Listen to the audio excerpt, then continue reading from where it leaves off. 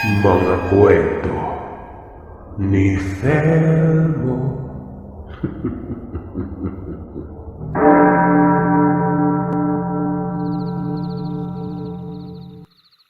Ako si PJ at ang ibabahagi kong karanasan ay karanasan ng aking ama na si Papa Elmore at ng kanyang pamilya sa isang barangay sa lugar ng Samar.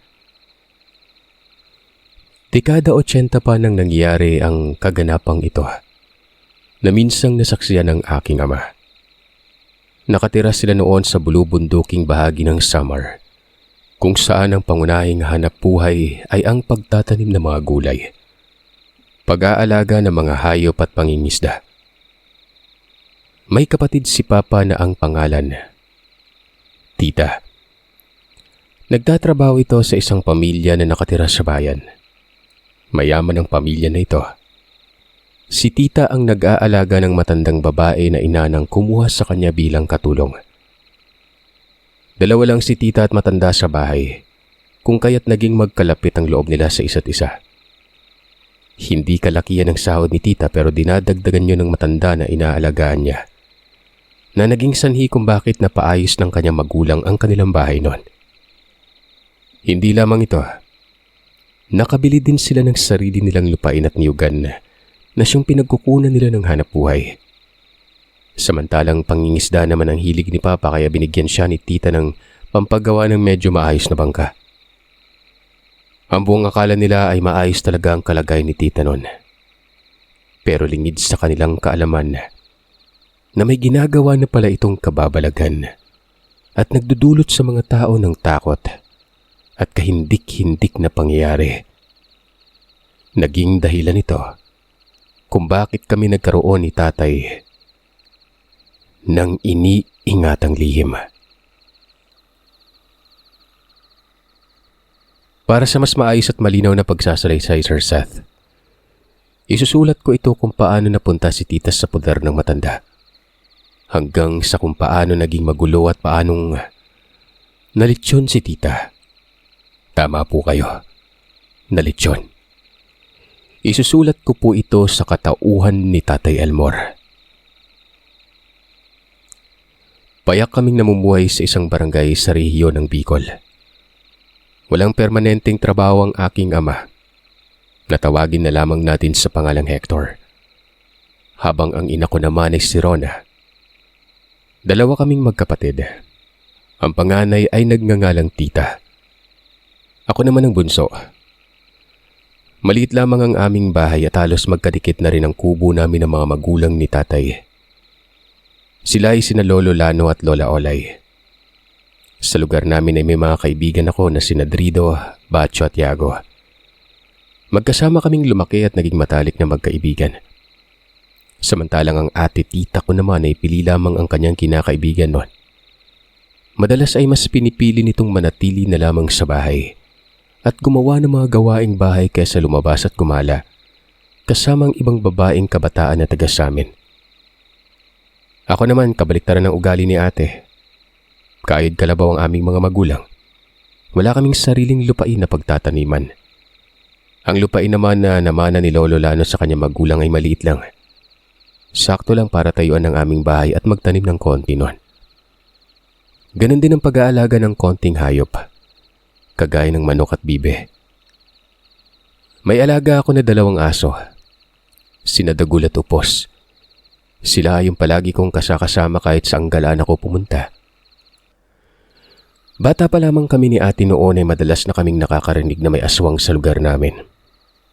Ganun pa man ay wala namang nangyaring hindi maganda kaya hindi namin ito alintana. Dahil sa malayo ang eskwela ng sekundarya sa lugar namin kung kaya't hindi na kami nakapag-aral ng sekundarya noon. Tanging elementarya lamang ang aming natapos.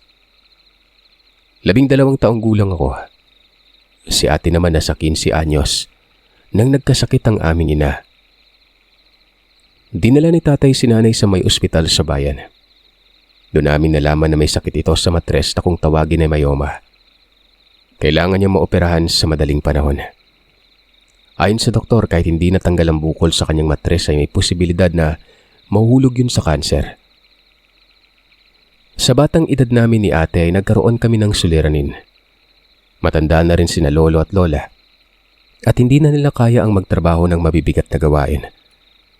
Kami naman ni ate tita ay naghahanap ng paraan kung paano kami magkakapera. Tuwing madaling araw at hapon ay nanghihibasan kami para manguha ng mga lamang dagat. Binibenta namin ang aming nakukuha para ibili ng bigas nun. Kapag may sobra naman ay iniipon namin ni ate. Binibigay namin kay tatay. Kapag umuwi siya sa bahay, nang sa ganun ay may pangbili siya ng gamot nun. Kahit malayo ang ospital sa lugar namin ay tinitiis ni tatay. Bisikleta lamang ang sinasakyan niya mula ospital hanggang sa bahay. Isang hapon, habang nasa dalampasigan kami ni ate kasama ang kaibigan ko na si Drido at Yago para maghanap ng kinhason, may nakausap kaming babae. Taga-lugar din namin ng ginang. Tawagin na lamang natin sa pangalang Merced. Bihira lamang umuwi si Aling Merced sa lugar namin. Nagtatrabaho ito sa bayan kaya doon siya namamalagi.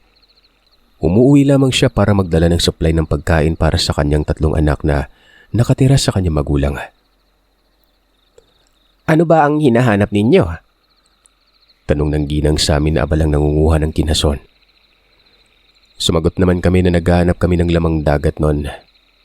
Sa kapilyuhan ko ay binentahan ko pang ginang. Naawa siya sa amin kung kaya't bumili siya sa halagang 30 pesos. Malaking halaga na ito ng mga panahon na ito. Wala pang 10 ang halaga ng 1 kilo ng bigas noon kaya tuwang-tuwa kami nang nalaman namin na bibili siya ng 30.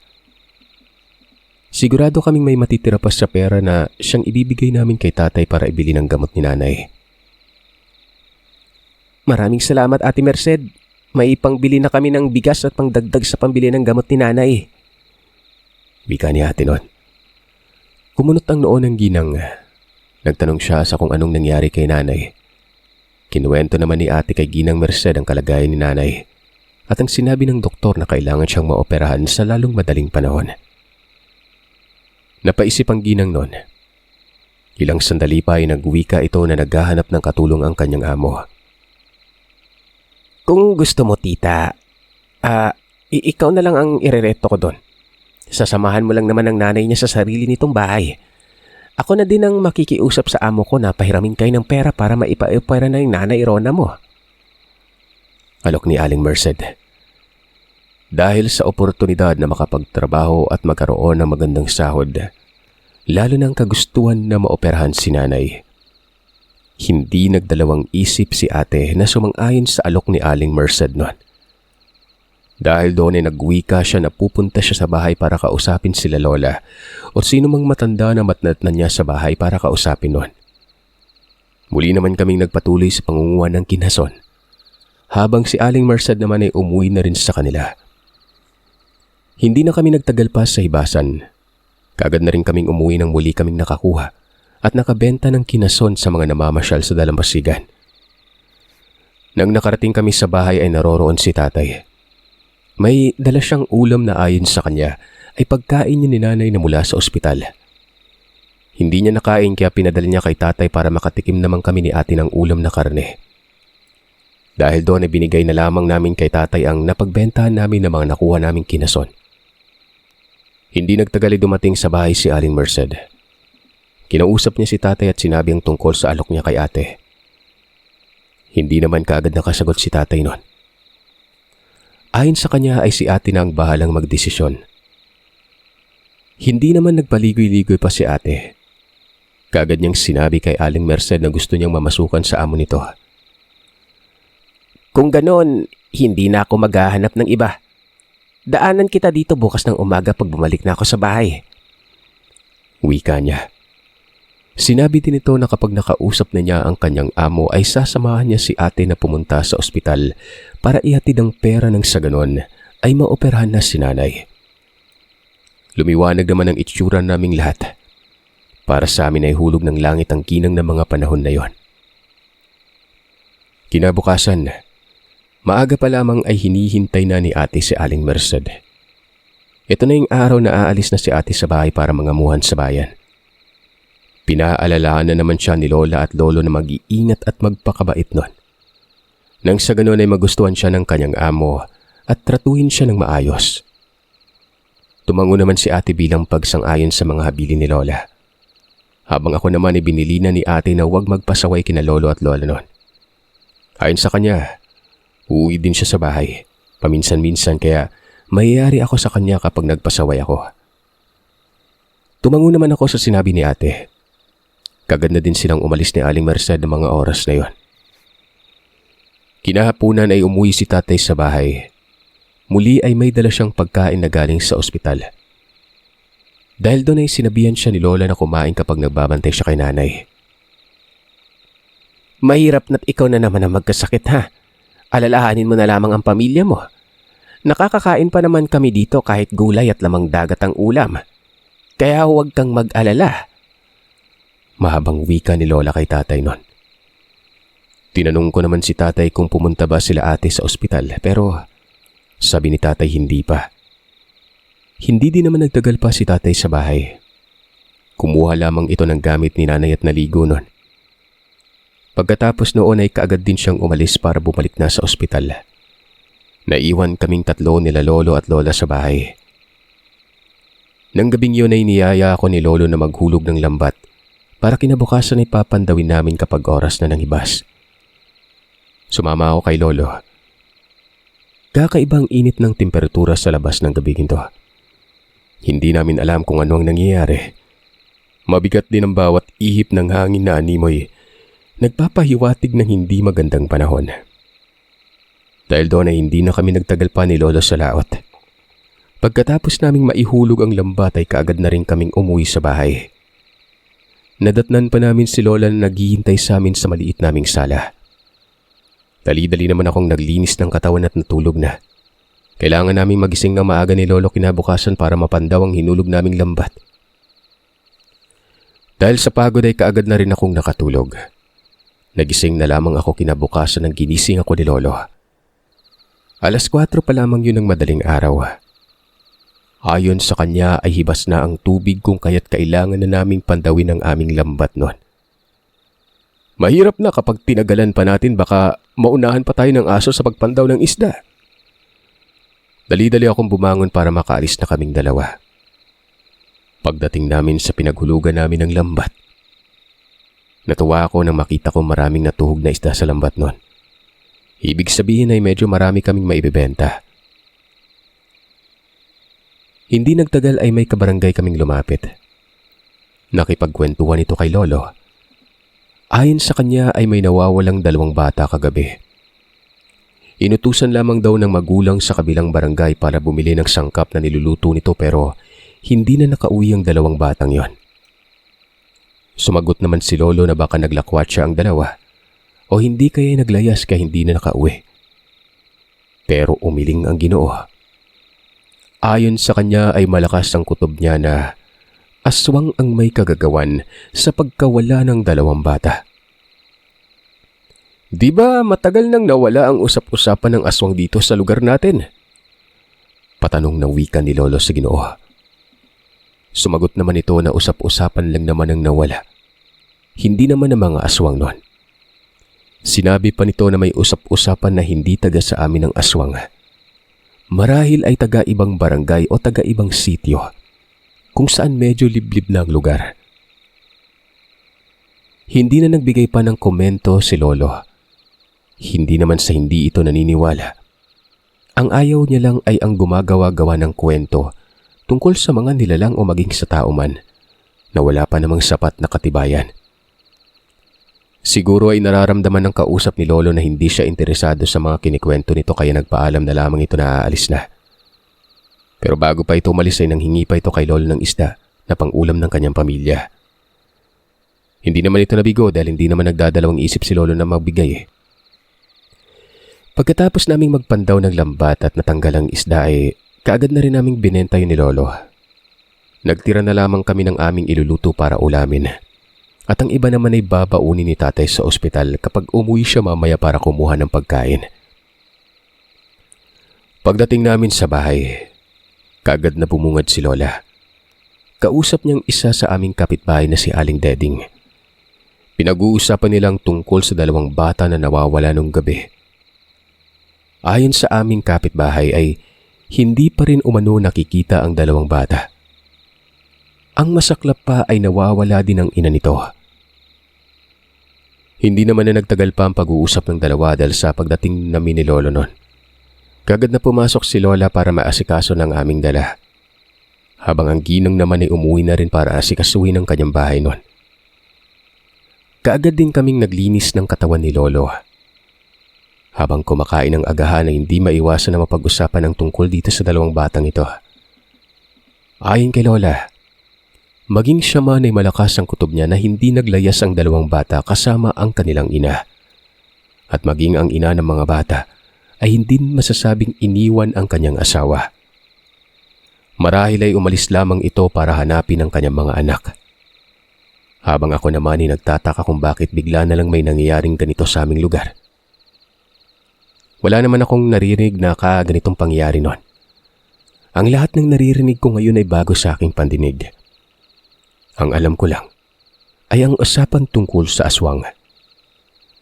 Ganun pa man ay wala naman akong naririnig na tungkol sa mga batang nawawala noon. Dati nang may nawawala dito sa lugar natin, Apo.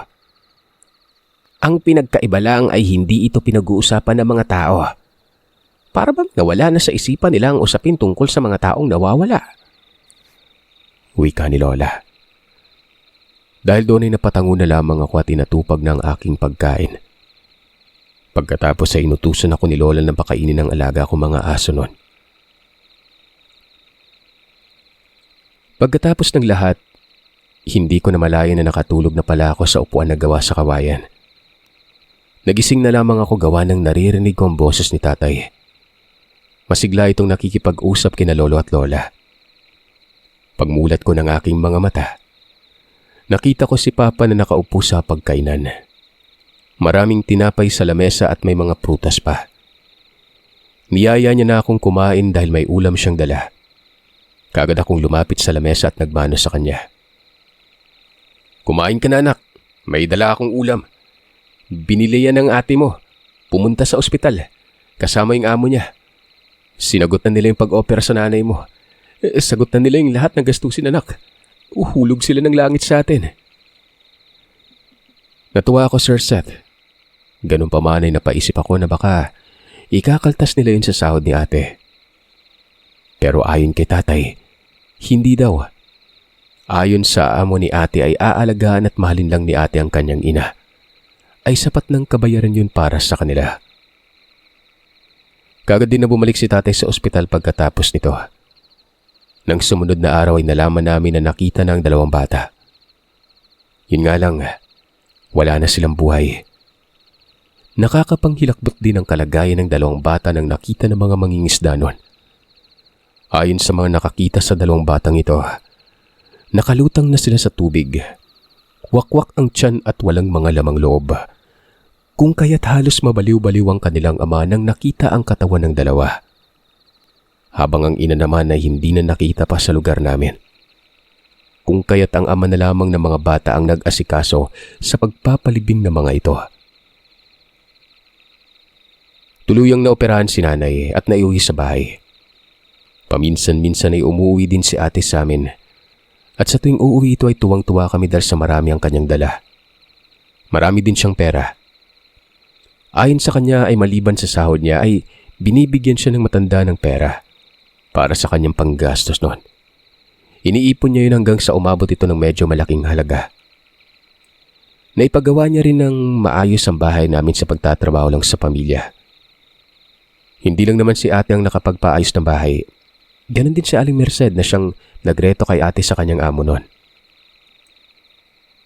2 taon ang nakalipas. Nanatiling nagtatrabaho si ate at nag-aalaga sa matanda. Natawagin na lamang natin sa pangalang Sinaida. Nang may nagbebenta ng lupa na nasa malapit lamang sa amin, naikwento yun ni nanay kay ate.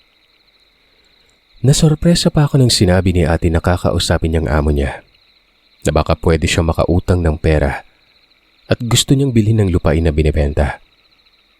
Ang lupain kasi na yon ay pagmamayari ng matapobreng pamilya sa lugar namin. Minsan na ring inape ng mga ito si tatay noon. Harap-harapan nilang ininsulto si tatay noon sa harap namin dahil sa hirap ng aming pamumuhay. Siguro ay tumatak ito sa isip ni ate kaya gusto niyang bilhin ang lupain na binibenta ng mga ito. Nagdalawang isip naman si tatay sa sinabi na yun ni ate. Sinabihan niya si ate na baka hindi na siya makaalis sa pamilyang pinagtatrabahuhan niya dahil sa utang na loob nun. Sabi ni ate ay wala daw siyang balak na umalis. Mabait naman ang pamilya nila. Kaya ayon umano ang gante ni ate. Ang manatili at alagaan ng kanyang ina hanggat nabubuhay pa ito. Hindi man sinasabi ng aming magulang ay alam ko na ipinagmamalaki nila si ate. May paninindigan kasi ito at alam niya kung ano ang kanyang gusto sa buhay. Sa bahay natulog si ate ng gabing ito. Kinabukasan ay maaga pa siyang bumalik sa bayan pero nung sumunod na araw ay kaagad din naman itong bumalik. Kasama niya pang anak ng kanyang amo. Nang araw din na yun ay binili ni ate ang lupain na may kasamang niyugan. Halos hindi ako makapaniwala nito. Nahihiwagaan ako sa amo ni ate. Ganun pa man ay mabait ang mga ito sa mga tao sa amin. Lalo na sa pamilya namin noon. Isa lang yung tila hindi natuwa sa amin. Si Lola. Nang malaman niya kung sino yung amo ni ate. Pero na mga panahon na yun ay napakatahimik ni Lola. Pagkatapos nilang mabayaran ng lupain ay nakangiting inabot ni ate kay nanay ang titulo. Nagdadalawang isip pa si mama na kunin ito. Ngunit wala din siyang nagawa kundi ang kunin yon. Kaagad na rin na umalis sila ate at bumalik sa bayan. Nang makaalis sila ay kaagad na kinausap ni Lola si nanay. Rona, iba ang nararamdaman ko sa kasamang babae ni tita. Kung hindi ako nagkakamali ay siya yung anak ni Aida. Ang kilalang aswang na matagal nang pinag-uusapan ng mga tao. Nagulat kami sa sinabi ni Lola. Ultimong si Lolo ay sumang-ayon sa sinabi nito. Sinabihan pa nito si nanay na dapat nang umalis si ate sa pamilya na kanyang pinagtatrabahuan. Si tatay ay hindi nakapagsalita. Samantalang si nanay naman ay hindi alam kung anong isasagot niya kay Lola. Napaisip naman ako na siguro magiging maayos naman ang buhay namin kung sakaling umalis na si ate sa pinagtatrabahuhan niya noon. Lalo na ngayon na pinapagawaan na niya ako ng bangka na magagamit namin ni tatay sa pangingisda. Ilang sandali pa ay nagwika naman si tatay na huminahon na muna kami. Sinabi niyang ipanalangin na lamang namin na walang gagawing masama ang pamilya ni Aida kay ate noon. Doon ko lamang napagtanto na siguro ang totoong pangalan ng matanda ay si Naida at nakilala lamang ito sa tawag na Aida. Todo dasal ako noon na sana hindi totoo ang kutob ni Lola. Ganun pa man nagwika si Lola na malakas ang kutob niya na ang aswang nga na si Aida pa rin ang namiminsala sa aming lugar at hindi totoong namatay ito. Dahil doon ay halos hindi ako mapakali. Lalo na't hindi na nakauwi sa amin si ate pagkatapos niyang nabili ang lupa. Si tatay naman ay natatakot siyang galawin ng lugar. Hinayaan niya na lamang ang lugar na walang umaasikaso at dahil nga sa niyugan ito kung kaya't maraming bunga ito. Hinayaan ni tatay na matubuan ng ilang matataas na damo ang bahagi niyo na lupa. Ang tanging inayos niya lamang ay sa may bandang taniman ng palay. Hindi naman kalakihan yun pero yun lang ang binigyang pansin nito. Dahil doon ay tila ba pinamahayan ng iba't ibang ligaw na hayop ang bahagi na yun ng niyugan. May mga aso din na pumupunta doon. Ayon pa sa mga aso ay nakakahuli sila ng baboy ramo. Pero nagkaroon din ng sunod-sunod na pagkawala ng kabataan. At kapag nakita sila ay nasa kalunos-lunos at nakakapanghilakbot na uri ng kamatayan. Natakot ang mga tao. Hinigpitan nila ang kanilang mga anak. Hindi na pinapalabas pagsapit ng 6:00 ng gabi. Paminsan-minsan ay manaririnig din kaming mga huni ng hindi pamilyar na hayop noon. Ganon pa man ay wala namang nakikita at nahuhuli ang mga tao sa tuwing nagbabantay sila sa gabi. Habang kami ay nag-aalala sa kalagayan ni ate kung kaya't nang lumipas ang ilang buwan, nang malapit na mag-1 taon na nabili ni ate ang lupa, At hindi pa rin nakauwi si ate nun. Naisipan ni tatay na pumunta sa bayan. Sumama din ako. Pinunta namin ang bahay na pinagtatrabahuhan niya. Pero nagtataka kami dahil tila ba matagal nang walang nakatira sa bahay na yon. Pumunta kami sa lugar kung saan naninirahan ang anak ni Zenaida. Pero ayon sa tagabantay ng bahay, ay matagal nang umalis ang kanyang amo. Nasa Amerika ng anak ni Zenaida na si Alma. Ayon pa dito ay kasama nitong umalis ang katulong niya sa bahay na si Merced. Tinanong siya ni tatay kung kilala ba ang katiwala si ate Tita. Yung nag-aalaga kay Madam Zenaida. Abay, maganda na siguro ang buhay niya. Ipinamana sa kanya ng matanda yung bahay niya bago siya namatay eh. Sagot niya sa amin. Gulat na gulat kami noon. Patay na ang amo ni ate. Umalis na rin ang anak nito. Pero si ate ay hindi man lamang naisip ang umuwi sa bahay noon. Dali-dali na kaming umalis. Nagtanong pa ang katiwala kung kaano-ano namin si ate pero hindi na lamang namin yun sinagot pa. Muli kaming bumalik sa bahay ng matandang si Zenaida. Kinalampag pa ni tatay ang bakod pero walang nagbukas ng pintuan. Hanggang sa wala na kaming nagawa ni tatay kundi ang umuwi na lamang. Pagdating namin sa bahay ay ganoon na lamang ang gulat namin. Naroroon si ate. Maganda ang damit. Nakapustura pero kakaiba ang kanyang aura. Niyaya namin siya ni tatay na pumasok sa bahay pero mabilis itong umiling ng ulo. Ayon sa kanya ay hindi siya makapasok. May nakamamatay daw na pangontra sa bahay. Hindi namin alam ni tatay kung ano ang ibig niyang sabihin. Sinubukan siyang kausapin ni tatay at tingnan sa mata pero umiiwas ito.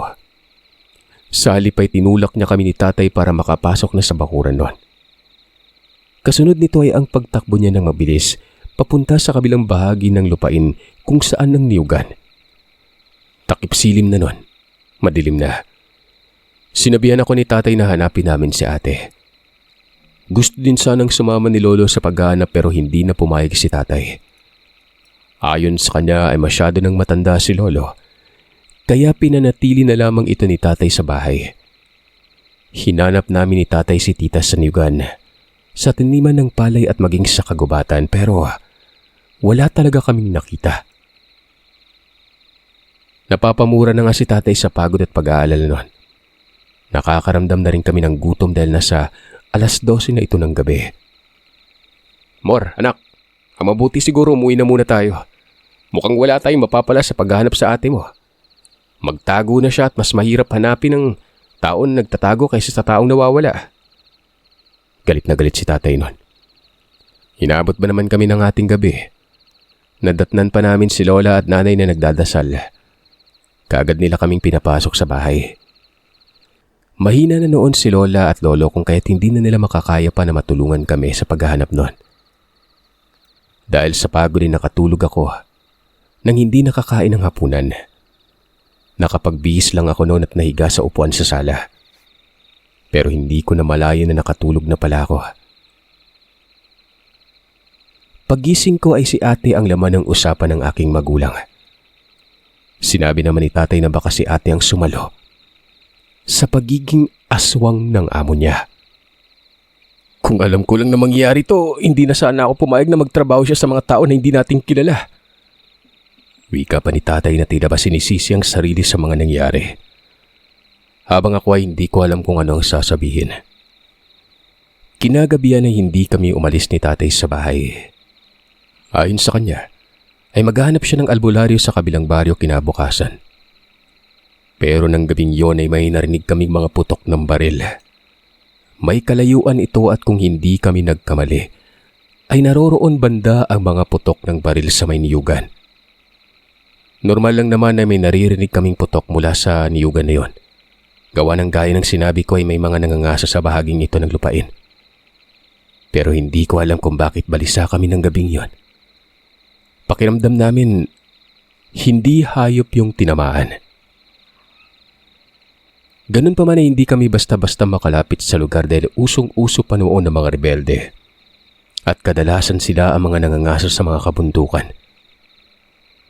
Hindi na kami lumabas ng bahay ni tatay para alamin kung ano ang nangyari sa niyugan. Pero na mga bandang madaling araw, may narinig kaming pagtawag sa labas ng bahay.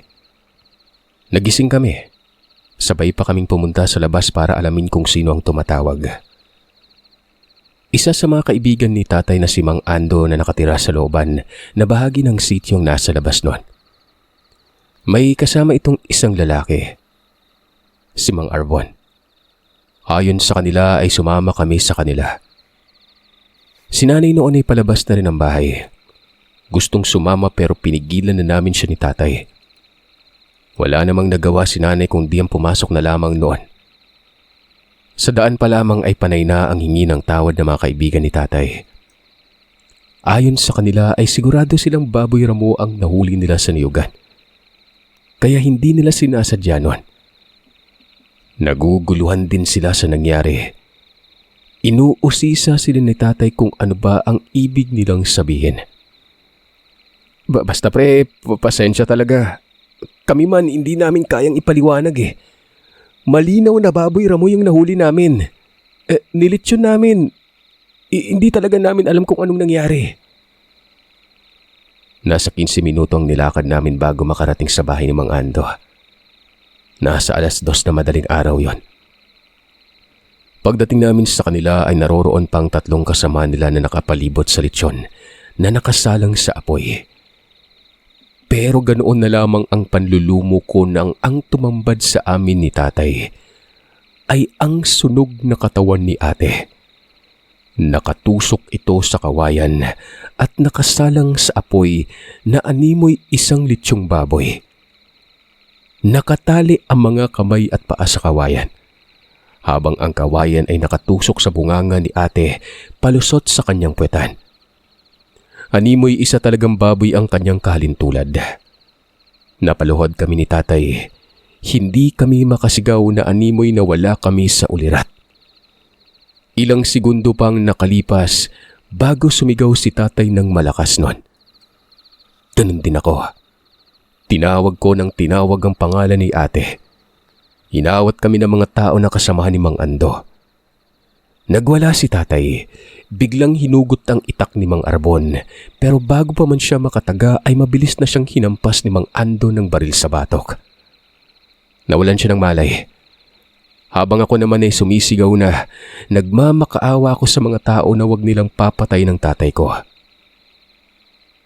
Wala kaming balak na gawing masama sa inyo ng ama mo, Elmore. Kaya namin kayo sinundo dahil maging kami man ay naguguluhan. Aswang lang yung nagpapalit anyo bilang hayop eh. Baboy yung nahuli at kinatay namin, Elmore. Baboy! Pero bakit naging baboy yung ate mo ha? Pamilya ba kayo ng aswang? Inawat naman siya ng kasamahan niya. Ayon dito ay sigurado siyang hindi kami aswang ni Itay. Isinalaysay ko sa kanila ang nangyari sa aming pamilya, maging ang tungkol sa amo niya at ang paghahanap namin kay ate. Napabuntong hininga si Mang Ando. Ayon naman kay Mang Arbon na hindi imposible na binigyan si ate ng yaman ng pamilya ng matanda. Kapalit ng kondisyon na siya ang sasalo ng pagiging aswang ng matandang si Sinaida, na mas kilala ang matanda sa pangalang Aida noon. Sa halip na magalit ay naawa pa si Mang Ando sa pamilya namin. Nang bumalik na ang ulirat ni tatay ay doon na siya naging kalmado. Masakit man sa amin ay mas pinili na lamang namin na ilibing ang labi ni ate. Pero ang pangyayaring iyon ay inilihim namin ni tatay kay nanay, maging kina lolo at lola. Nang nakauwi kami ay gumawa-gawa na lamang kami ng kwento na pinatawag kami dahil kailangan naming magbigay ng bigas at baboy sa mga rebelde. Nang sa ganon ay hindi nila guguluhin ang aming lugar. Natakot naman si nanay pero ayon dito ay mas mainam na lamang ang ganon kesa magulo ang buhay namin. May inaarap pa naman kasi kaming suliranin yon. At yun yung pagkawala ni ate. Sinabi pa ni nanay na baka kung ano mangyari kay ate kapag hindi namin siya nakita. Naku Rona, nagbago na yung anak mo. Malay ba natin na may kasama siyang lalaki kahapon nang pumunta siya dito? Takot na malaman ko kaya mas pinili na lamang niya magtago. Nagagalit-galitan si tatay.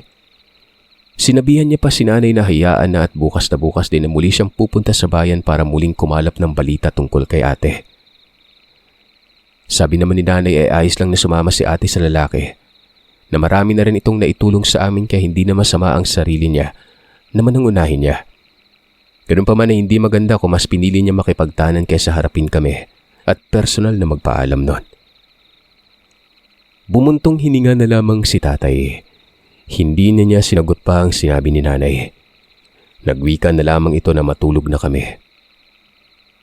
Kinabukasan ay umalis si tatay. Ayon sa kanya ay hahanapin niya si ate. Habang ako naman ay mas pinili na lamang na mangisda. Pinagalitan pa ako ni nanay. Sinabihan niyang wala akong pakialam sa kapatid ko. Pero hindi ko na lamang siya pinansin pa. Pag-uwi ni tatay kinahapunan ay sinabi niyang may nakakita kay ate sa bayan na may kasamang lalaki. Sumakay umano ng bus si ate papuntang Manila.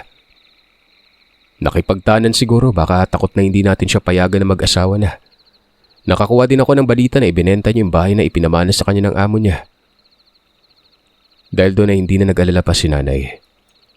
Nagalit ito kuno kay ate pero sina lolo at lola parang hindi naniniwala sa mga sinasabi namin ni tatay noon. Pinanindigan namin ni tatay ang aming pagsisinungaling. Kung kaya't wala na ring nagawa pang dalawang matanda. Mabuti na lang at lalaki kausap sila Mang Ando at ang kanyang mga kasamahan. Hindi nila pinalabas ang nangyari sa ate ko. Lalo na at simula noon ay wala na kaming naririnig na kababalagan. Wala na ring nawawala sa lugar namin. Sa ngayon ay wala na yung mga magulang ko. May 8 taon nang nakakaraan. Ang lihim namin ni tatay ay itinago ko. Hanggang sa nadiskubre ko ang kwentong kababalagan kung kaya't pinili kong kinuwento o pinili kong ikwento para na rin mapakawalan ko ng lihim namin ni tatay na itinago ko ng matagal na panahon.